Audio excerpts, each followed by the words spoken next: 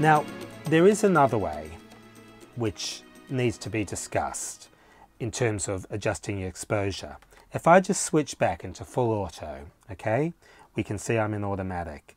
Now, if I press this button on the back of the camera, which is AE plus or minus, auto exposure plus or minus, you can see we get a control which is highlighted in black, which says plus or minus.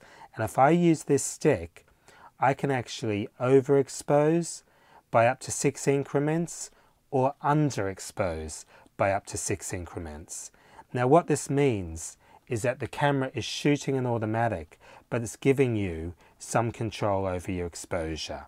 So I call that semi-automatic. It's a real easy way to quickly adjust your exposure without having to adjust your shutter and having to worry about your gain and having to adjust the iris and having to flick the ND filter in or out. You can just quickly get what can be quite subtle control. Of course, all the other parameters are crucial. You need to know them, you need to understand them to really make the camera work for you, but that's yet another control which gives you functionality which you really need to be able to access, particularly in a quick situation.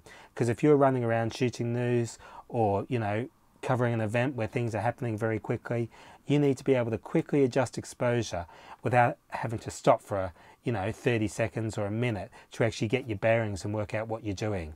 So don't forget that one. That's a very good function. AE plus or minus, auto exposure plus or minus. You simply press the button in, that makes it active, and then move the stick at the back to increase or decrease exposure.